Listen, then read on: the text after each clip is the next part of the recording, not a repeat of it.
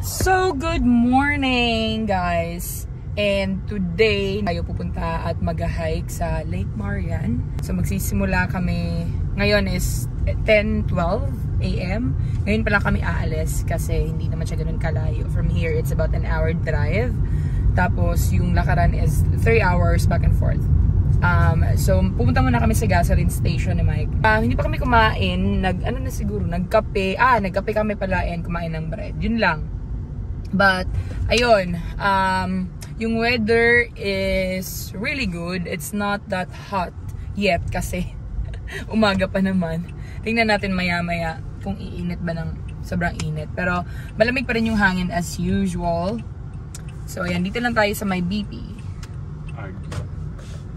Or not.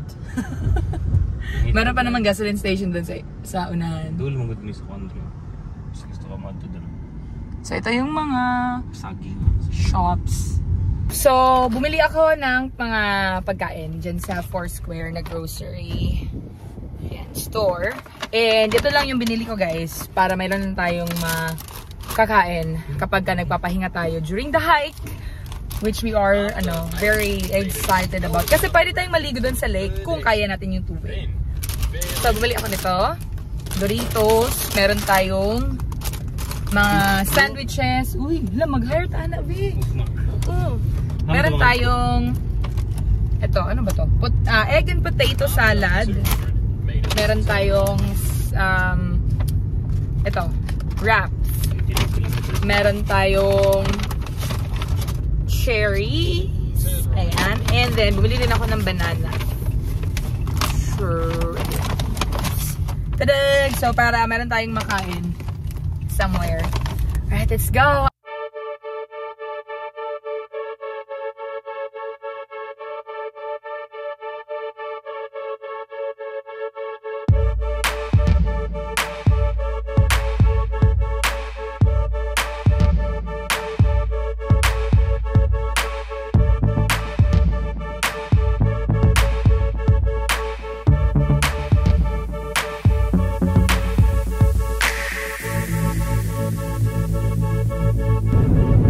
So, 29 kilometers away na lang tayo pa car park. Tapos, yung lakaran na 3.1 kilometers. Pero, grabe guys, ang ganda ng view. Sobrang ganda ng view talaga. Pero, hindi ka gusto ko sana magpalipad ng drone. Pero, kasi sa mga national parks dito sa New Zealand, hindi ka allowed magpalipad ng drone dito sa national parks. So, hindi natin magagamit yung drone dito. And anyway, maganda rin naman yung view kahit nasa baba lang tayo. Sa nabay knobs flat. So, tingnan nyo naman yung view sa likod. Ay, nawala na. So, ayan.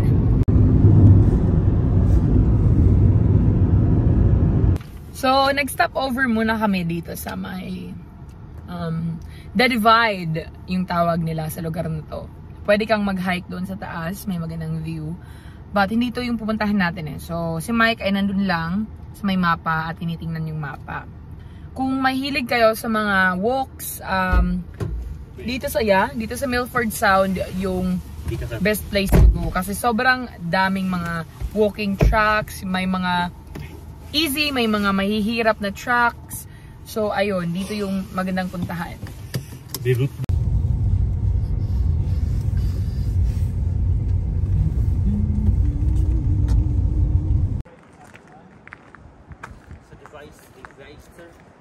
The Vision. So, nag-stop over lang tayo dito sa viewpoint guys, sa may The Divide, yun yung tawag nila, no? So, ganito yung view niya. Para siya nag-division ba, kumbaga, kaya siya tinawag na The Divide. So, ayan, let's go. Tingnan mo siya. Look at it. Wow, amazing. Ang ganda. May snow pa siya sa tip. I think hindi naman siya nauubusan ng snow sa taas ng mountain. Pero grabe no. Ang lush ng kanilang mga dito.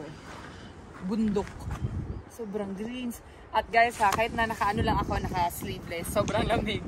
sobrang lamig. And take note ha, summer na summer ngayon, pero ang lamig niya. Plano ko pa naman maligo doon sa Lake Marian, but I don't know if I can bear the coldness of the water. Pero at least, maano ko lang, matapak ko lang yung paa ko doon sa tubig. Maganyan ko lang siya. Okay na ako. Kahit na hindi ko mabasa yung katawan ko. But yeah, let's go.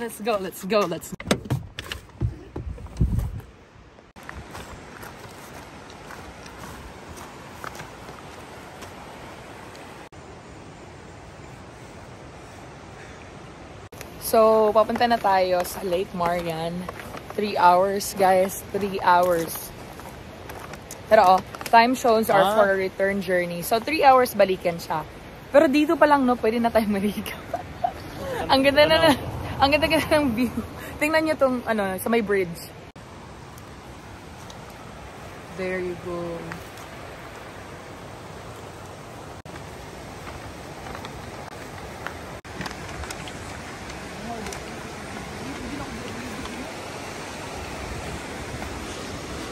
Sobrang clear ng water.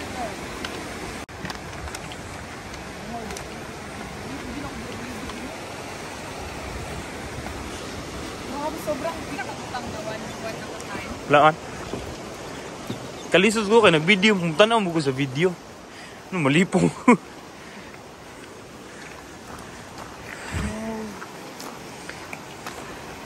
Ligo na daraw. Tingnan nyo guys kung gaano siya kabasa dito. Yung mga puno niya, may moss na siya. Katulad siya ng Mount Taranaki. Pero itong Fiordland National Park, ito yung pinakabasang lugar dito sa New Zealand.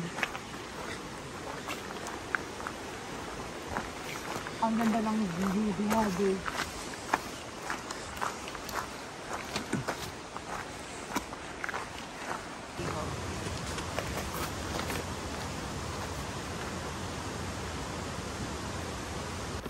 Isa sa gusto talaga namin sa mga tracks dito sa New Zealand ay yung mentinado yung kanilang mga tracks. Mayroon silang nilalagay na pavement, may mga boardwalk ba. So hindi mahihirapan yung mga maglalakad, mag-adventure.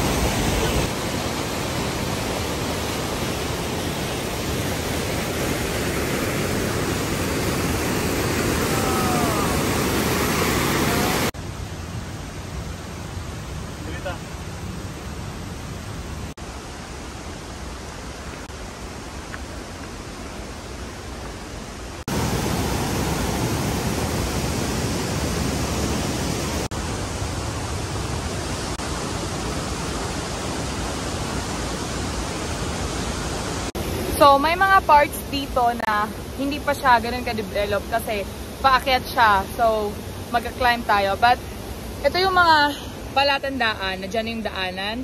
Meron silang nilagay ng mga orange markers. So, ando na yung si Mike sa taas and tara, let's climb!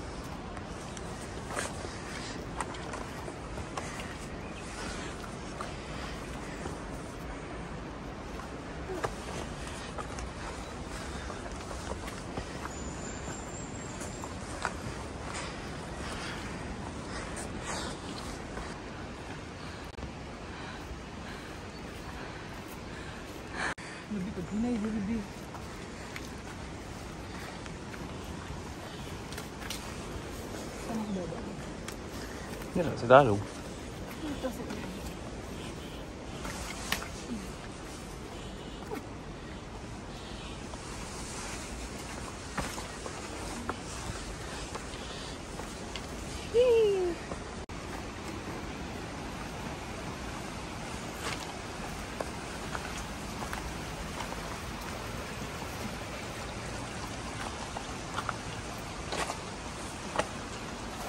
nasa mga 40 minutes pa siguro tayo naglalakad. So, mga isang oras pa, more than 1 hour pa yung ating lalakarin. At so far, naging maayos naman yung track. Aside from noong kailangan namin umakyat. But, ayun, okay na siya dito. Grabe no, kapag nasa labas ka, hindi ka naglalakad. Malamig siya guys. Pero since taga-hiking kami, kailangan namin mag-strip ng damit, ng layers ng damit. Kasi sobrang nakakahingal.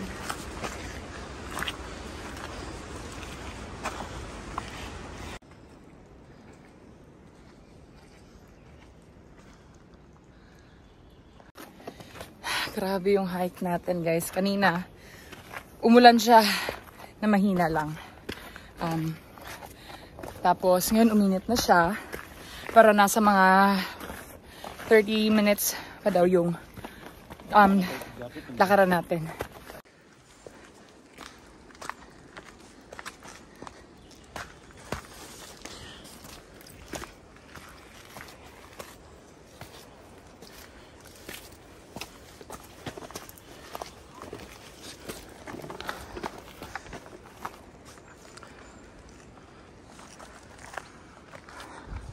Meron siguro dito ang tubig kapag winter, guys. Diyan dumadaloy from there. Going down here.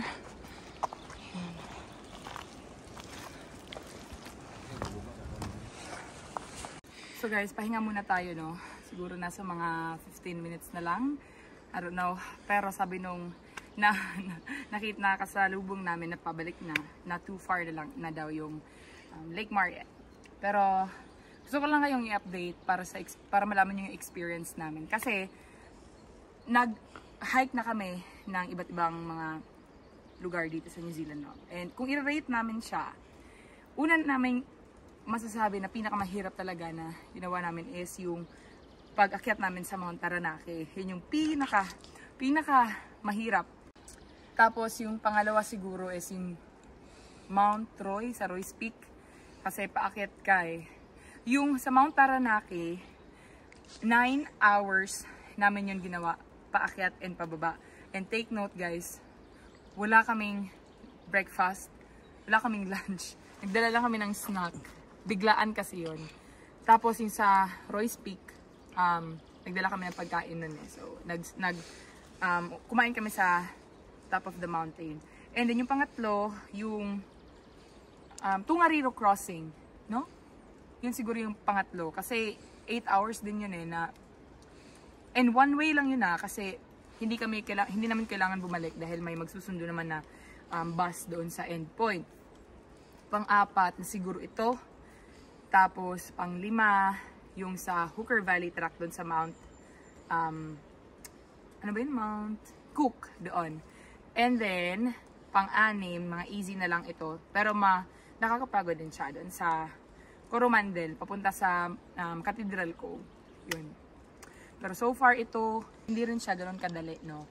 Hindi rin siya easy kasi may mga tracks na paakyat ka steep bit, tapos basa pa yung ground. Pero kaya naman siya. Kailangan nyo lang magpahinga every now and then. But, yan. So malapit na tayo. Yeah, let's go. After almost 2 hours, guys, na hiking. Ayan na. Sobrang lapit na natin. I can see it na at nag-clear siya kasi kanina, sabi nung mga tao na nakasulubong namin, sobrang foggy daw, pero pagdating nila, yun daw yung time na nag-clear. At ngayon, ayan, kitang-kita yun yung lake. So, let's go!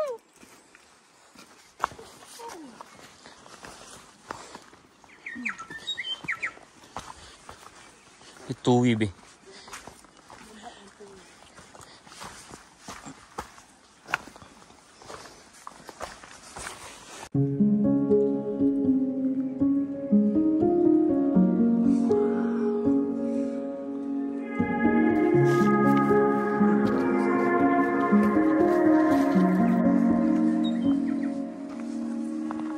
It's been a few since I heard from you. Tell me when you're gonna quit. 'Cause if there's a bush you're hiding behind. I don't wanna beat around it. Why can't we just stop or get out like lovers do? Why can't we just stop or get out like lovers do? If you could choose between the truth or a little white lie. So finally, andito na tayo guys, pero I'm a bit sad kasi hindi siya pwedeng, pwede siyang maliguan kung kaya mo yung lamig ng tubig, but I tried putting my hand sa tubig, pero guys, sobrang lamig niya, hindi ko kaya maligo. But maglalagay ako ng mga pictures dito sa video na to, mga pictures kapag ka full summer siya na pwede siyang maliguan. Sobrang ganda niya, as in. Sobrang ganda niya. Ngayon kasi, ayan o, kita nyo, foggy siya, hindi siya. Wala kang nakikita. Kanina, may, doon, may falls. Pero as you can see ngayon, puno siya ng fog. So, lang kami ngayon, kumain lang kami, nag-lunch. And tumambay ng 5 minutes na siguro. And then, babalik na kami doon. Admiring lang. Nag-admire lang kami ng view dito. Kasi, yung vegetation niya, sobrang ganda. Tapos, yung mga naririnig mo yung huni ng mga ibon. Yung mountain na yan, guys, meron siyang snow. Siyang counting snow. Ayun, oh. Parang puti. Yun. So, tara. Let's go back.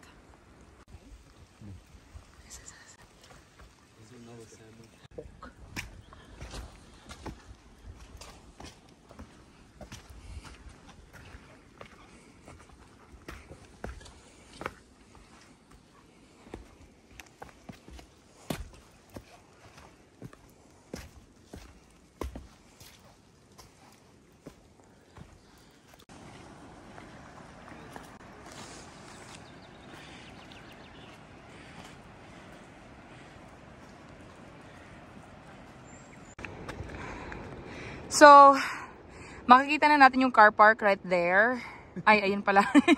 So, yun yung car park, guys. Malapit-lapit na tayo. Ayan. Yan yung car park natin. Yan. So, yun yung car park, diba? Naglalakad kami for about an hour na siguro? 45 or minutes. 45 minutes to an hour. 5 minutes pa. And then, nasa mga 1 hour and 30 minutes yung lakaran, pabalik. So, Wala naman na. malayo pa siya, guys, kahit na nakikita man na siya, no? Pero malayo pa rin. Alright, let's go! Ay, nakakaisang pig. Ang nakakaganda rin dito, no? Kasi sa New Zealand walang ahas. So, kahit maglakad-lakad ka, mag-hike ka dito, walang nakakatakot na mga predators.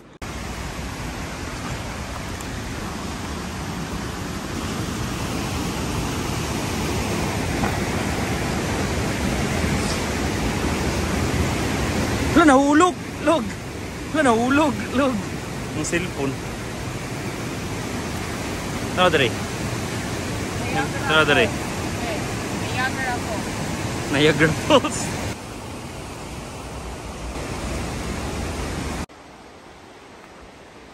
Nakikita ko na yung car park.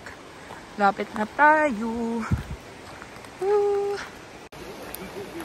So, malapit na tayo sa car park, yes? Sure. Nandito na tayo sa hanging bridge. Grabe ang, yung tubig, guys. Sobrang ganda. Blue na blue.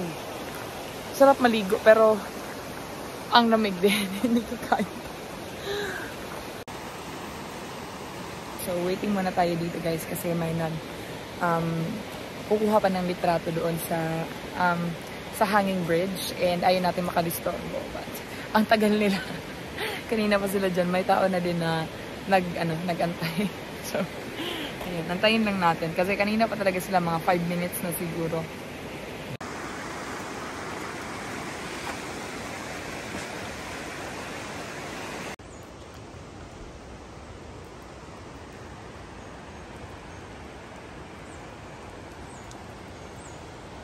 So, we're finally back sa car park, guys. Grabe yung yung buhok ko sobrang basa. Ayan. But, to me, para sa akin, worth it naman siya. Kasi magandang exercise. Ayun, balik na tayo sa Tianao Township.